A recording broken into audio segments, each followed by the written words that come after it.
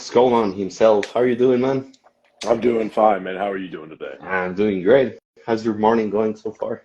Oh, it just started, so it's wonderful so far. We'll see how it goes with the rest of the day, I suppose. Well, I hope it does go well, man. So, first and foremost, the most important, thanks for taking the time. I really do appreciate it. It always blows my mind the things we can do with this tool called Instagram. I can connect with you guys in the research world, which is not so common here, at least in Mexico. So, thanks a lot for taking the time. I truly mean it because we can learn a lot from you. We at least here in Mexico, it's not so common maybe for you guys as for you guys. I'm sorry to talk about research methodologies, how to apply it, and all that kind of fun stuff. Yeah, absolutely, man. Well, thank you so much because, we can do all the research in the world, but if there's not people such as yourself out there like disseminating that information to the masses, then what's the point? So, yeah, thank you so much for having me on, and thank you so much for doing what you do in general. My pleasure, man. So also I wanted to apologize because as far as I've been doing these live streams. For instance, you can get categorized as the deload guy. With Milo, which we had a conversation too, he can get the lengthened partials guy. Yeah, yeah. You know that kind of stuff. That I know that you guys go way more than just the topic of your research. So sorry for that, man. I know you're not into delos. Just you're the guy that says, "Hey, don't train so hard," you know? Yeah, yeah, that's exactly what I was saying is that you can call me the deload guy all you want, it's totally fine. But the last thing I want is for my research legacy to be he's the guy that cares about not training. Like his whole thing is not training. Yeah. So, but yeah, call me the deload guy all you want. I'm happy to be the deload guy. No, but I won, my man. And we also have here Mr. Scott Forbes, Dr. Scott Forbes, the creatine guy himself. So that's exactly what I mean. So sorry for that to all of you guys. I know it's not the way it works.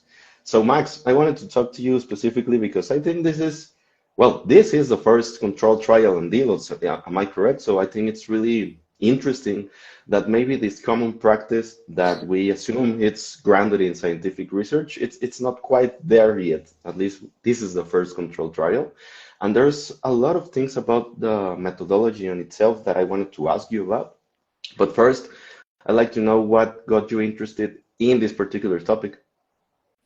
So, there's a lot of people. So for a long time, people have been talking about the benefits of deloads, right? So I remember, I think the first time I even heard what a deload was in 2017 or something like that. I think it was Mike Israetel talking to them about on a YouTube video or something like that, and I was like, holy cow, this is incredible. You can potentiate more growth and you can actually stimulate more growth and more results by actually spending less time in the gym throughout a training career. And that was just immediately interesting to me because it's almost counterintuitive to a certain extent. But when you hear it argued in a very logical and rational way, it seems legit, right? And then there was a study that came out a year or two, I think it was 2022 when it came out. It was a survey or interview study that Dr. Pack did with Sure. David Nolan and Lee Bell, right? Where they were interviewing a bunch of very high level coaches with respect to how they go about programming deloads, their perspective on deloads. And I don't quote me on this because I don't remember exactly, but I think it was somewhere like 20 to 25 very high level strength and physique coaches or athletes, right? And every single one of them had something positive to say about deloads in general, whether it was fatigue dissipation or future potentiated growth, right, in that area. So that right there is enough to really push you towards wanting to do something if there's that many people that are saying, like, proselytizing all the benefits of deloads. But the research that we actually had was incredibly limited, right? So like you were saying, this is the first study to actually look at a short period of detraining and its effects on future training results, right? We have a couple of other ones, like two out of Japan, but those periods that they were resting were much longer. So it was like 3 weeks instead of 1 week, right? Which kind of limits our ability to draw, any like valuable insights from something like that, just because it's so dissimilar from how like we would actually go about training in the real world, right? So the lack of research on the topic, plus just how often it's talked about and how often it's talked about being such a beneficial thing, that kind of disparity is what led me to want to actually do research on deloads in the first place. So long-winded there. I appreciate it. That's really interesting because I kind of saw my man Revive Stronger joining us here, which I have to give him credit because it was because of his podcast that I got into Mike Israel, into the logical thinking behind the deloads. Back in the day, back in my day, boys, we used to go from MEV to MRB and then we deloaded. And that was the most logical thing to do. And I was like, oh man, this is mind blowing. I need to train like this from here to infinity. But over the years, with more research, with better understanding, I think it's kind of a different approach nowadays. And this piece of the puzzle, in particular, deloads and how to manage fatigue in particular, I think it's so vital, so important, but kind it could get, let's say, categorized as a buzzword, at least to me. Correct me if I'm wrong, please. Like, let's say, periodization, that some Russian guy came up in the 50s that you need to train like this, and okay, that's how we do it, I guess. And with deloads, the same, right? You get to 8 weeks, 10 weeks, you deload, and that's how you do it. So I think that presents a lot of challenges for you as a researcher, and that's the thing I wanted to ask you about your particular study. How did you come up with the design? Because there's a lot of variables. People don't always want to get involved in research. So how did you manage all those challenges, Max? Yeah, so it was a collaborative effort. I don't want to say that I came up with this on my own. Research in general is almost always a collaborative effort, right? So I had a lot of help from Dr. Schoenfeld, as well as other people on my thesis committee, like Dr. Israel, like Dr. Pack, and then everyone on my team as well. Like shout out Ryan Burke, shout out Alec Pinheiro, shout out Francesca, all of them, because some of them joined in. So it was a collaborative effort, and it was all of their help with coming up with how we wanted to test this and theorize how we'd go about seeing if deloads are effective or not, right? But we wanted to make it as simple and straightforward as possible. So that's actually one reason why we did detraining as opposed to deloading, right? We wanted it to be as proof of concept as possible. So if there was going to be a detriment to taking a full week away from the gym, right? Or a benefit, that would at least give us some insights into maybe doing a deload with more traditional paradigms, right? So we wanted to make it very straightforward and very simple, so that later on, if we found anything interesting, like a detriment to strength or anything like that, if future designs, they could then test different types of deload paradigms as well, right? So maybe there will be another study in the future where they do, one half of the volume for 1 week as opposed to just taking a full week off or something like that, right? But anyway, that out of the way, we just wanting it to be simple, of course. We then thought, the easiest muscles for us to track with respect to growth, which is what we really cared about for this study, were just the quads and the calves. So we just implemented a very simple design with respect to lower body training in general, and then we just made it so it was one variable that was all that there could be different between groups, right? So 9 weeks of training, one group trains for 9 weeks straight, one group trains for 4 weeks, takes one break in the middle, and then 4 more weeks. So really not rocket science, as you can tell. It's a pretty Yeah. straightforward and simple design. So it's not like it took a lot of brain power to come up with that by any means. I don't know, man. Perhaps it did because is it really, well, how hard is it to get people to actually participate in studies? Because I know that's one of the first challenges, right? Yeah, so anyone who's a researcher will tell you that recruiting is far and away one of the most miserable parts of the research process in general. Trying to convince people that are well trained, right? So the average training experience in our study was 4 years, right? Which I imagine a lot of your viewers are probably in that 4 to 6 year range, the intermediate to early advanced range. I feel like that's probably the most common person you find in the evidence-based audience, I would imagine. And trying to convince them to ditch their training, whatever it may be, and come do this experimental training that we're trying out. Yeah, it can be a little bit difficult. Fortunately, thanks to Renaissance periodization, we did have funding, so we were able to compensate the participants. So that makes recruiting a little bit easier. And then I had also been at Lehman, so the college at which I carried this thesis out. I had been there for 2 years by the point that I was carrying out this thesis, and I had been involved in 5 or 6 training studies leading up to that point. So there was a lot of connections that we made with previous participants. So that makes recruiting a lot easier when you're like, hey man, remember how much fun it was last year when we were doing this training study? Come back and do this one now, and you'll get paid for it again. Like, you're already working out, you might as well come get paid to do it. So yeah, I think that a lot of people, I think Eric Helms has said this, but a lot of the people that are involved in research are more altruistic in general. Like, not me, obviously, but the people that are participating in research as participants, right, are generally more altruistic and more like eager to learn and stuff. So it's definitely a difficult part of the process, but the community at Lehman makes it really easy, fortunately, both within the research team and then just the student population in general are a bunch of really eager to learn meatheads, I would say. Yeah, so it wasn't too bad, actually.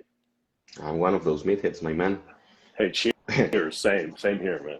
Cheers, brother.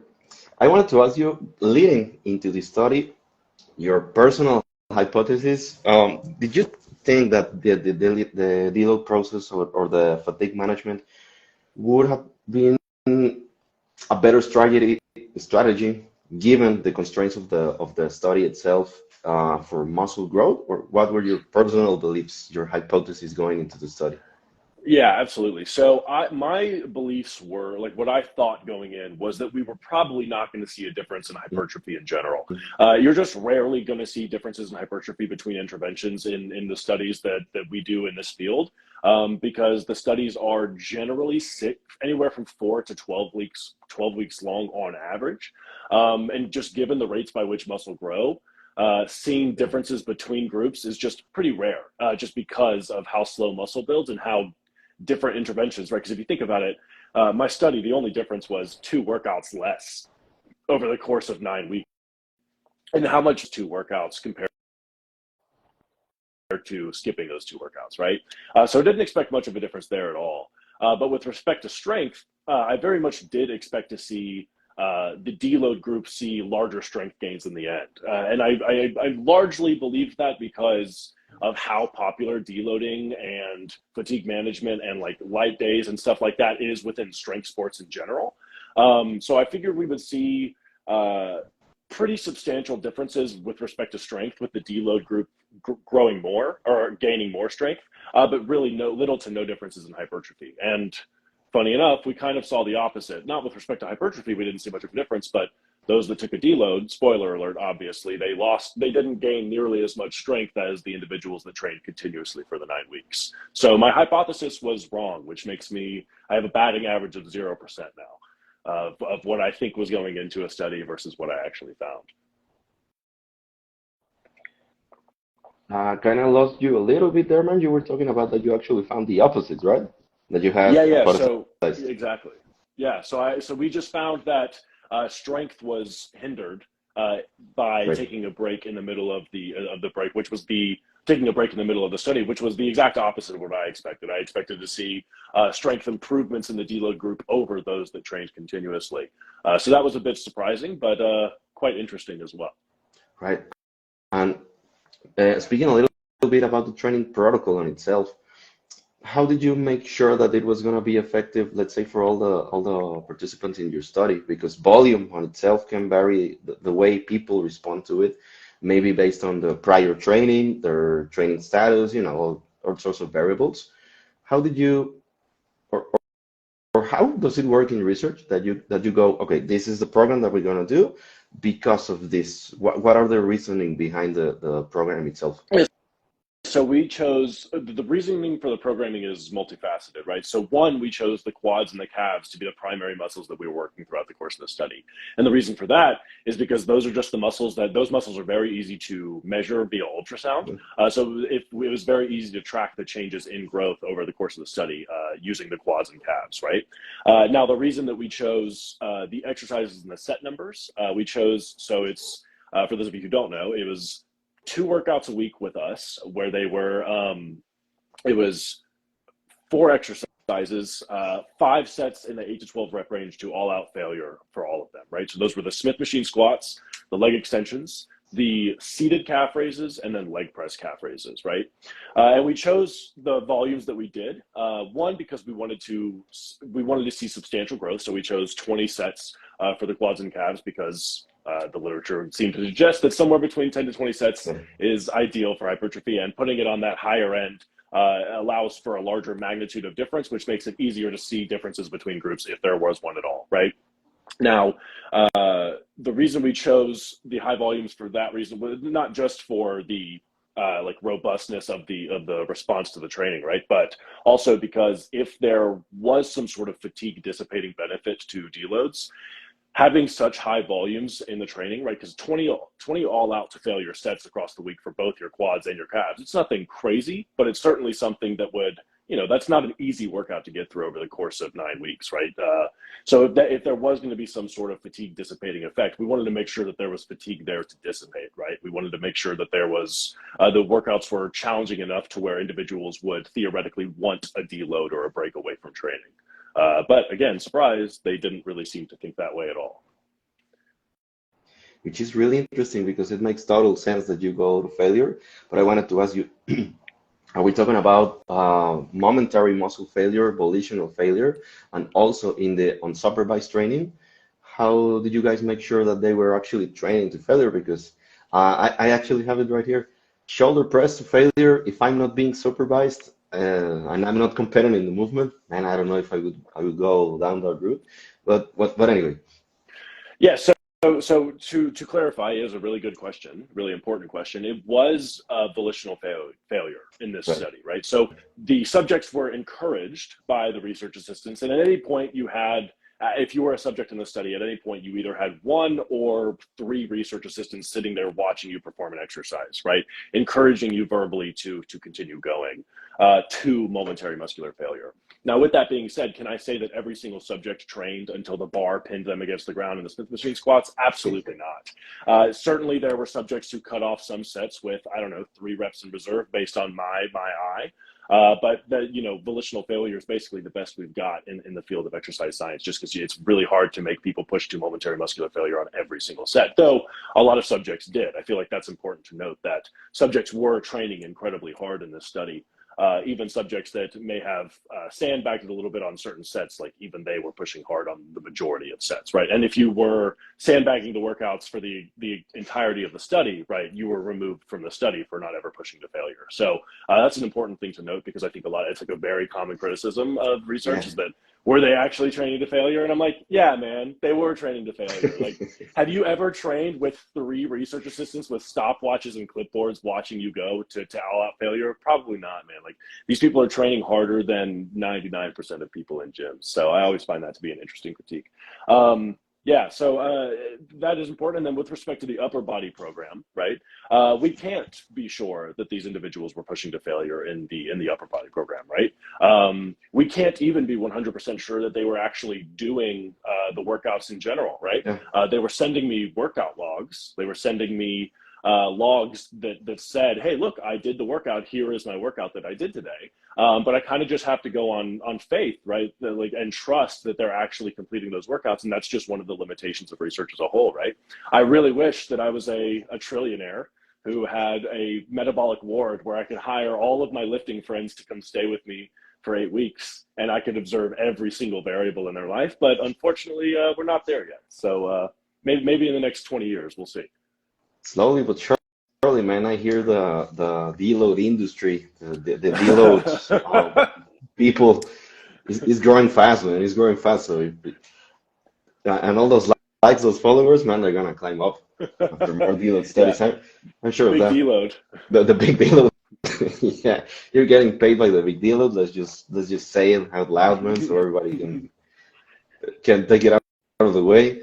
Two things that I find really interesting based on all that you just mentioned, that actually is the most common critique, that the people in the studies don't train hard, they don't train like the people in the gym, the trenches, brother, stuff like that. But actually, yeah, some of the most brutal protocols that I've seen in training are actually from the research, because in your program that you use with these subjects, it seems easy. Okay, 5 sets, Smith machine squat, 8 to 12 reps, 2 minutes. Okay, but to volitional failure, And with people watching you and taking notes, it's quite hard, man. And then followed by leg extension and the other two exercises, it's not easy. And also, I always recall a study that made people go, I think it was doing front squats with 30% 1RM, so maybe 20 BFR, something reps. the BFR study. With the Yeah. BFR, I mean, who thinks of those, man? Dude, That's quite crazy. if there was anyone in the IRB, right? So the IRB, for those of you who don't know, is like the internal review board. And basically, if I want to conduct a study, I have to submit my study to the IRB. They have to go, this seems ethical. You're allowed to do this. Go ahead. And they have this in other countries as well. It's not usually called the IRB board. It's called ethics, where you present it to them. They go, yep, this looks ethical. You're not harming anyone. Go ahead. If anyone in the IRB or ethics committee lifted, they would be like, holy shit, not a chance you're doing this. This is a form of cruel and unusual torture. We can't let you do this, man. So yeah, I couldn't agree more, man. Like that protocol where they saw the delayed myonuclear addition study, that's a Yeah, really cool study for sure, dude. And yeah, fucking brutal as well. Sorry, I don't know if I'm allowed to swear on oh, your please podcast, do, on your man. show. Please do. Okay, all right, We're live, man. Go. You're free to say whatever you okay, want, man. cool. So yeah, that's one of the most common critiques, and also I dare I say in the evidence-based community, one of the critiques is also how you measure hypertrophy. Let's say, okay, it was ultrasound, was it blinded? Because you work with Brad Schoenfeld. With that, I know he has some, let's say, people that don't like him too much. I don't know, Well, the hey, drama that. this one was blinded, so no one can come at him for saying Yeah, that it wasn't blinded this time. So yeah, I'm with you. yeah, that sort of critiques that, okay, tend to blur the results and most importantly, the applications of the study. So I wanted to ask you a little bit about actually how did you measure the outcomes? What was important to you as a researcher, and what is the challenge of measuring hypertrophy in, well, this constrained time because it's a couple of weeks really, and also in strength, how did you measure and what are the challenges on itself? So strength is a lot more straightforward, right? In that we took a 1 RM at the beginning, right? And the magnitude of strength gains that you typically see, it isn't uncommon to see differences among strength variables, right? So it's not super uncommon to see one variable lead to more strength gains than another, just because the rate by which you gain strength, especially on a new exercise like the Smith machine squat, right? Is a lot faster than the rate by which you grow muscle, especially appreciable muscle that's like easy to detect, right? So strength is pretty straightforward. Take a 1 RM at the beginning, take a 1 RM at the end. Usually the magnitudes are large enough to where if there is a difference, you'll see it, right? Hypertrophy, and we also tested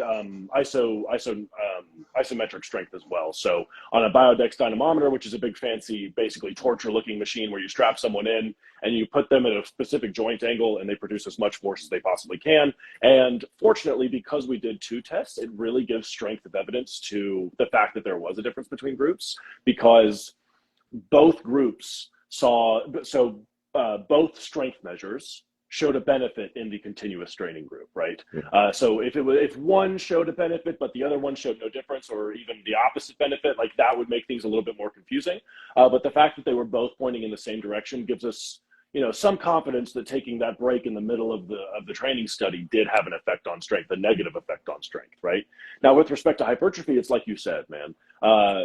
We just don't grow muscle that quickly, especially natural lifters who've been lifting for on average 4 years, right? How much muscle do we expect them to grow in 5 or 9 weeks, right? Not that much.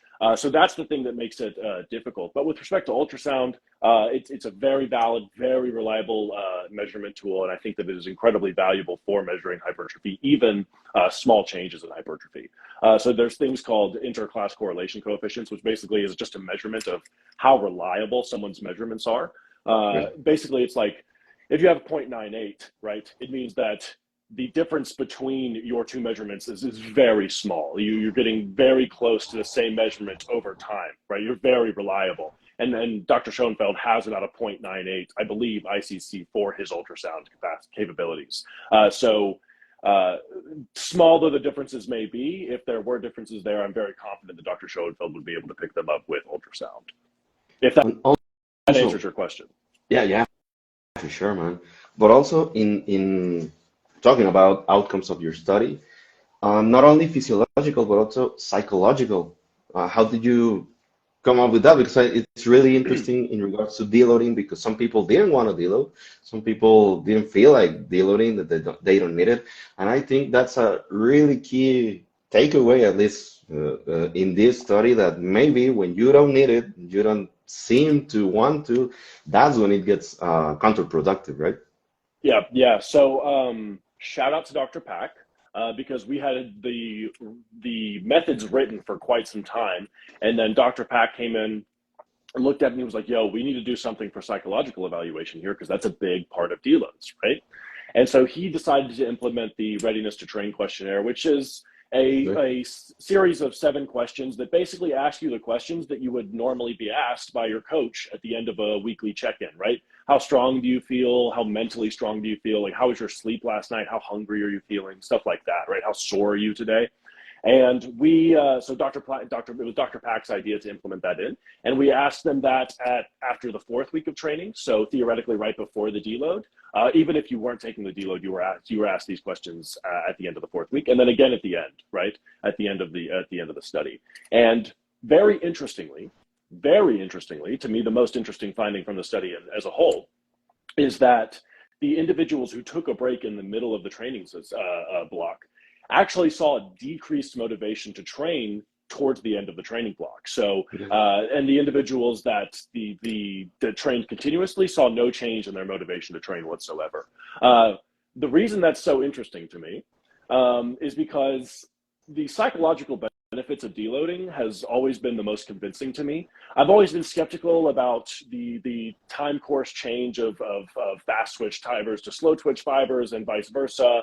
I've always been, a little bit skeptical about the mTOR rephosphorylation that you see following periods of detraining, or the increased cortisol to testosterone ratios. Are those really pragmatic differences that are going to result in better training? So those, I've always been skeptical of that, but the psychological aspect of deloading is very nice. There's something about our silly lizard brains that tell us, it's nice to have little distinct blocks of training, right? So the thing that was the most convincing to me about deloads was shattered, essentially, not shattered because it's just one study and one study doesn't tell us anything, but challenged by the findings from my study. So I thought that was really interesting. The psychological detriments, I would say, of deloading. Yeah. Yeah, because it can go both ways. When I first started implementing deloads, thanks to Dr. Mike's podcast appearances, books, and whatever, I kind of felt smart, man.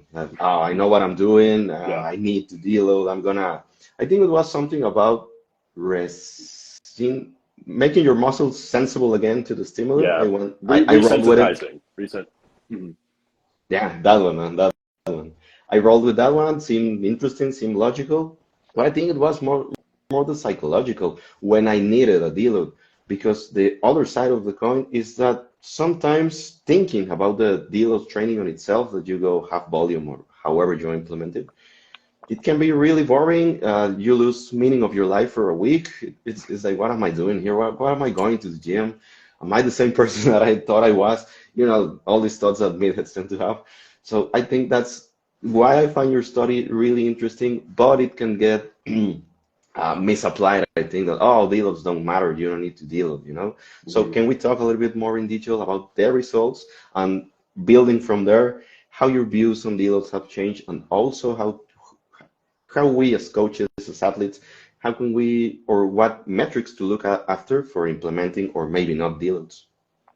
Yeah. So my opinion of deloads, interestingly, started shifting prior to data collection. So I started writing up my thesis in the fall of 2022, right? Yeah, the fall of 2022, and I carried out my thesis in the spring of 2023. And while carrying out the literature review and kind of delving into the literature with respect to deloads in general, I started questioning the idea of it, and also just within my own training, I started noticing, because I'm like you, man. I would go in and I would be doing deload workouts and it'd be like, what am I doing here, man? This is so boring. I'm spinning my wheels. And so what would happen is the most of the time I would just stop training for an entire week. I was not going to go to the gym to do some half workout, right? So I just would rather just take that time to focus on work or focus on something else rather than going to the gym, right? So instead, I started noticing that I didn't need a full week away from the gym to feel ready to go back to the gym. I started noticing that after like 3 or 4 days, I was like, dude, now I'm antsy. Not only do I like want to get back to the gym, but I'm like dying to get back to the gym. Exactly. Like, who am I without the gym? Like, it's my whole identity, right? What I've started doing towards the end of that fall, right, leading up to data collection, is I would just cut my last workout week in half. Like, I've been training now so I'm on my 7th week, right, of an accumulation block, or whatever you want to call it, of training. And I'm just going to skip today and tomorrow's workout and just train 4 days a week this week. And I'm going to call that my deload. And I'm going to start a new program on Monday, just because I feel like it. Not necessarily because I think it's going to lead to some better training adaptation or anything like that. But one, I just kind of feel like I need a break, meaning my joints are feeling a little bit weird, not like bad or anything like that. But when you go to the gym and for 6 weeks, you've been feeling rows in your back, and then on the like 5th and 6th week, you're like, yeah, I still feel my back, but it's, or for me, it's my rotator cuff, right? Like, it's like, oh, I feel it in my back, but I also feel something in my shoulder that I don't think I'm supposed to be feeling. And that's usually a big sign to me, like, hey man, pull it back just a little bit, take a couple of days off that you wouldn't normally take off, and you'll probably be fine. So doing that's kind of like how I go about deloads with my clients and with myself now, where if performance is increasing week to week, their joints are feeling good, they're still motivated to train, I don't really see a reason to take a deload, right? Now, on the other hand, if someone comes to me and they're just dying for a break, they're just like, look, man, like, I'm not motivated to go to the gym anymore. Like, my numbers have been stalling over the last couple of weeks. Like, those are really good reasons to give someone a deload, in my opinion. And here's the thing. Even if deloads aren't going to lead to some sort of like potentiated growth in later training cycles, right? One thing we do know is that deloading is not going to cause your muscle to fall off your body.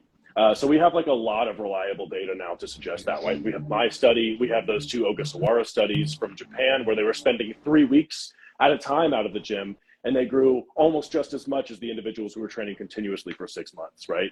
So if someone wants a break from the gym, I'm happily going to give them one. But it's probably going to be pretty rare for me to preemptively program a deload for somebody, if that makes sense. Unless, it's a very new client or something like that, where I'm not really sure how hard they're pushing it or anything like that. Maybe I'll preemptively plan a deload, or if they have like a vacation coming up, I'll throw them a deload or something like that. But generally I do them in a very reactive way now, where basically, there's a week check-in every single week, and if they're feeling good, I don't see a reason to throw them a deload. And if they're not feeling good and they kind of want a break, I don't see any detriment to giving them a break either if they need one. So that's kind of how I go about deloading now, I would say. I kind of long-winded there. I apologize. Not don't worry, man. Yeah, but I think it's kind of tricky because for some people, I also do weekly check-ins. I can check their session RPEs, their proximity to failure, whatever.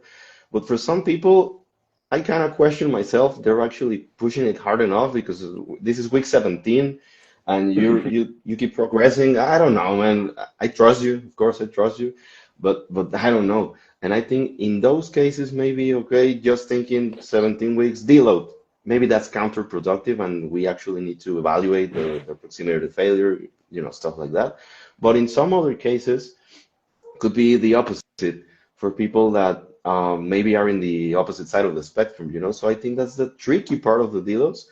And what maybe could be troublesome is that do you think it would be the case that for some people it could be too late for a deload, when maybe their progress it's not even stale, but regressing, and maybe by then it's too late for a deload, and maybe it's something else we need to do? So if someone's progress is regressing throughout a training cycle, right? If you see 2 weeks back to back where they weren't even able to maintain performance, in fact, they started losing reps at the same weight, and they're not in a cut or anything like that. They're not like close to a bodybuilding show or something like that. Like, yeah, it's not too late, meaning it's not like, oh, the damage is done, they're never going to grow again, they're fucked, quit training now, you're done. It's not too late in that sense, but like, yeah, it's probably a little bit later than we probably should have waited before giving you some, like, not even necessarily a deload where we're giving you a full break, but like changing something, right? Like, if it's not broke, don't fix it. But if it's broken, do something. You know what I mean? Like, if you see 2 weeks in a row where their progress is declining, yeah, it's, why are we doing this now? Why are we continuing to push it if this is clearly not working, right? Especially 3 weeks, 4 weeks. Like if someone's been regressing for a long period of time, like we got to do something. We don't necessarily have to take a break away from training entirely, but we got to change some variables to make sure that this doesn't keep happening, right? Because if we're just constant, if we're regressive underloading, that's probably not a good thing, right? So with respect to too late, it's not too late in terms of like, oh, now your arm's just going to fall off your body next time you work out. But too late in terms of like, yeah, we probably should have pulled back a little bit earlier. Yeah, probably. And I think that's the really tricky part of it. I had this conversation a while back about deloads before your research with Dr. Helms, with Derek Herms.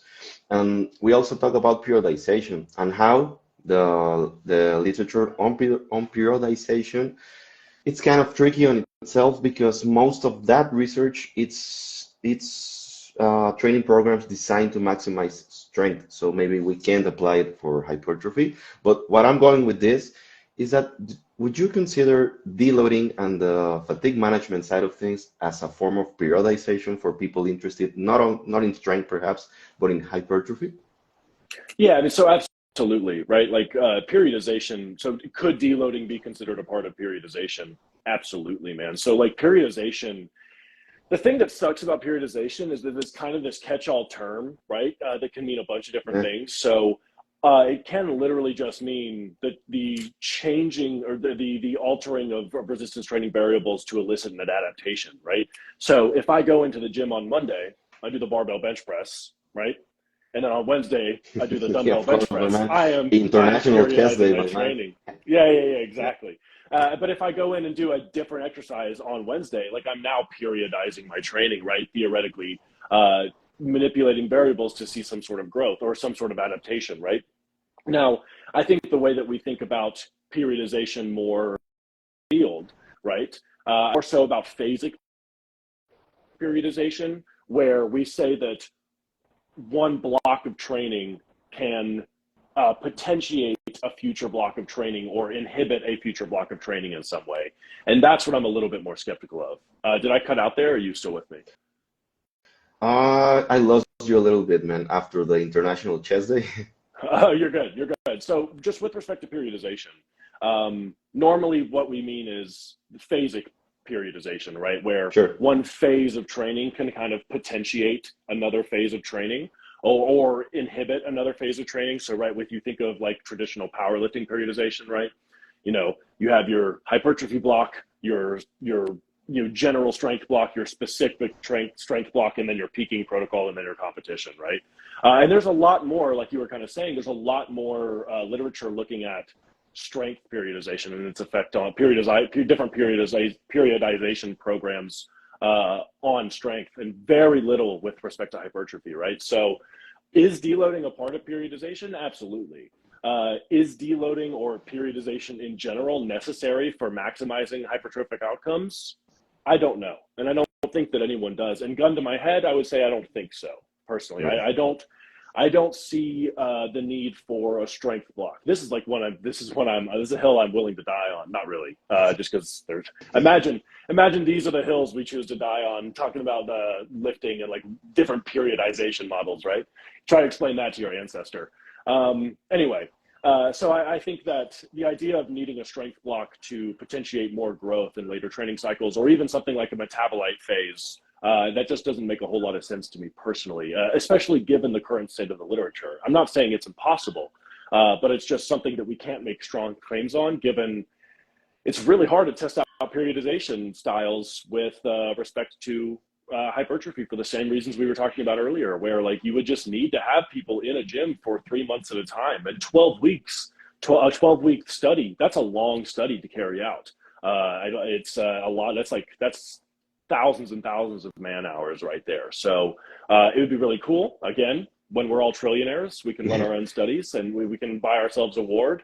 But until then, we just kind of have to go based on logic and with the literature we do have. And I would say the literature we do have does not suggest that periodizing is necessary for growth in any way. Two things came to mind. The first one, if lifting kills me, my man, I think my kids would go, damn, my pops was a badass, man. He really knew. He knew his stuff. And the second one is that we actually touched on it at the beginning of the conversation. The challenges that the research on itself presents that people don't often think about. That it's just, oh, the study, it's not how we train. Well, how are you going to design a study that people participate? How are you going to evaluate? Some things like periodization are really hard to study, which deloading on itself, it's kind of a form of periodization and also a hard thing to study. And based on all the new knowledge that you acquired during not only the results, but the process on itself, do you think your views on deloading for yourself and your clients actually changed prior to the study, or maybe you were beforehand more reactive than proactive? So I've always been, I think I've always been more so reactive, not always, right? I can't say that, but for a long time, I've been more so on the reactive side of deloading, right? Kind of reactive side of everything, right? Like, there's no point in changing something until there's a reason to change it, right? So just in general with training, I'm a bit more reactive with my prescription, right? With exercise. But with respect to deloads and how they changed following this study, the only thing that was really surprising to me, so this is one thing I'll say. Not a whole lot has changed with respect to deloading with just one study, right? Because it's just one study and it doesn't tell us a whole lot. Yeah. But here's one thing it does tell us, in my personal opinion. The majority of the people that were in my study were not like you and me. We're not weirdos who have dedicated way too much of their time to studying lifting weights, right? They have lives and friends and other hobbies and stuff. And I'm kind of joking. I don't know what you do, but I don't do anything else. That hit home really, really close, man. So okay, exactly, right? And so you and I have this preconceived notion of what a deload is and the benefits associated with it, right? But you ask the average guy at a gym even, like, what do you think about deloads? And they're like, what the fuck is it? Would you just say, what's a deload? I've never heard of that before, right? So if you tell the average person at the gym, which was the average person in my study, right? They were just your normal everyday gym goers, to take a break away from training, it's like, bells and whistles start going off in their head and they're like, but why would I'm going to lose all my progress? Like, why? I don't want to break away from the gym. Why are you making me take a break away from the gym? The same thing, the jokes you were making earlier about identity and everything like that. So that, I think, is one reason why we might have seen a decrease in psychological motivation to train throughout the course of the studies, because they viewed that 1 week off as a negative thing. And if you had a large number of people like yourself and me who have heard all the benefits of deloads, and we know that, we're not going to lose our muscle, we're not going to lose progress, and if anything, we might actually potentiate better growth, we might have viewed that deload very differently, and there might have been a degree of placebo, nocebo, depending on the person that's taking that break, right? Basically, all of this is to say that deloads aren't going to have a drastic effect on training, especially over the course of 9 weeks. Maybe over the trace of training career, maybe. But if your client is someone who never ever wants to take a deload, right, and they hate deloads and they hate being out of the gym, find a way to structure training so where we have to do that as little as possible. I think personally is probably a good idea. Conversely, if you have a client who loves deloads, they've been following that thing you were talking about, that MEV to MRV deload, MEV to MRV deload, and they love it, keep it going, man. Like, if there's someone who really likes the idea of a structured training program where we have a very specific block where we're going to build up and accumulate volume and fatigue and then dissipate it through a deload, like, keep that going for them too, because they clearly enjoy it, right? And it's probably not going to do a big detriment to them either. So very long-winded there, I apologize, but basically that is all to say that my opinions regarding deloads haven't changed that much, except it's just been stronger. It's been more fortified, in my opinion, that basically, like, it's not going to make a big difference, and almost all roads lead to Rome with respect to hypertrophy training in general. So if someone wants a deload, give it to them. If they don't, let's try and structure training in a way so we have to take as little time away from the gym as possible. Again, thank you for letting me word vomit that all out to you. Oh, my man. I'm more than happy to hear it. I think one of the most fascinating things that I've learned over the years of getting the chance to speak with people in the research world like yourself is that if I read just the abstract, of course, and I post it on social media, And okay, the results we saw no significant benefit from whatever. Okay, we can think that the people behind the study have a philosophical point of view that in this case, okay, deload is stupid, don't do it. But it's not the case. You're actually saying that when needed, please take the deload, whether the benefit is psychological, is physiological. There are many things that we do not know as far as today, but that is not to say that this practice it's a malpractice, you know. And I think that only these points of view you only get by talking to the people or at least digging a little bit deeper into research. So I think it's a marvelous time to live in because we have people like yourself, Dr. Pac, Milo, that are more in the millennial side of things, let's say, that joke about the studies, that cannot take it lighthearted, opposite to what one thing science is that, oh, are these people in the lab coats and they go like this. It's not actually the case. So thanks for a lot for that. Let's say this new window of research, man. I really do appreciate it.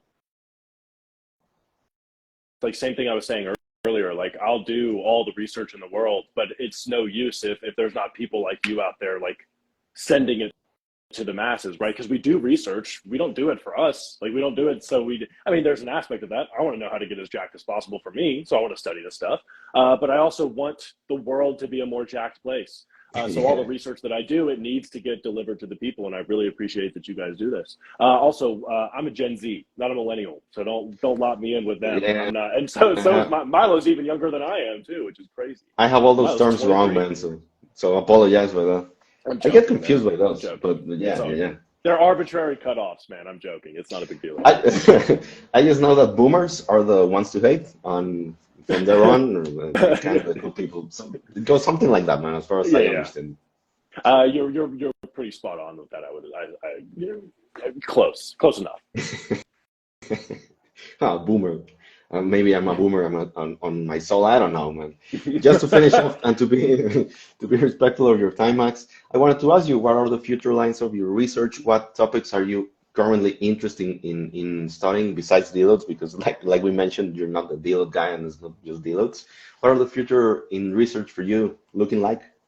Yeah, so with the deload study that I did, as well as the deload taxonomy study that I had the luxury of being a part of with Dr. Pack and David Nolan and Lee Bell, I think I'm ready for a break from deloads. Which is ironic, right? Yeah, exactly. Yeah, true. That being said, if anyone has a cool deload study that they want extra collaboration on, I'm happy to join. Obviously, I just feel like I need to throw that out there. But that being said, there's a really cool study going on at Lehman right now, looking at if doing a leg press versus a leg extension, or a seated calf raise versus a standing calf raise, if that causes differential growth to the rec fem versus the vasti muscles in the quads, or the soleus and the gastroc in the calves, which is a really cool study. Really cool study. I'm really excited about the findings from this one. We actually start testing today, so we're going to have some really cool information on that. I'm pumped, man. I'm pumped about that one. And then we also have a really cool thesis idea by Ryan Burke. Shout out Burke et al. He's carrying out his thesis next semester. So I did my thesis on deloads. Obviously, he's doing his on supersets to see if there's a difference in growth between different superset protocols. That's all I'll say with respect to that, because it's his story to tell, obviously. But there's a lot of cool research in the works. As far as what I'm interested in, man, I don't want to say it because you lose me? After the Burke et al. Yeah. So Ryan's got a cool study going on. Yeah, the superset study. So that's his story, so I won't say too much about that. But as far as what I want to do going forward, I kind of just want to do what Dr. Schoenfeld's done over his training career, right? Where I don't have a specific alley that I want to stick in, but anything that has to do with body composition or muscle growth, that's my wheelhouse, man. That's like what I want to study for the rest of my life. It's the coolest thing in the world. So any type of nutritional or training manipulation that we can do to make someone more jacked or more lean and jacked or whatever it may be, that's what I want to go forward studying with. And there's about 1 billion different roads that we could go down with respect to that. I think we found the same meaning in life, which is just to get jacked, perhaps strong. Is there another meaning to life? I certainly I don't know, man. I don't know. One than that. Every time I'm in a party in a social interaction and the other people don't live. I'm like, so what do you do with your life, man? What's your purpose? You What know, makes you smile? what make you smile? Yeah, what gets you out of bed, man? But anyway, I think we can agree on all of that. So just to not take any more of your time, thanks again for taking the time to do this. I really do appreciate it, like I mentioned, and I'll keep continue saying because I really do. Um, After this, I'm gonna leave it in my Instagram so people can watch it whenever they want to. And I hope we can meet one day here in Mexico, hear you talk about your research, your future line of research. You're more than welcome. And nothing, man. Thanks a lot. Awesome. Thank you so much, brother. Have a wonderful day. Hope you do have a great day. See you later, man.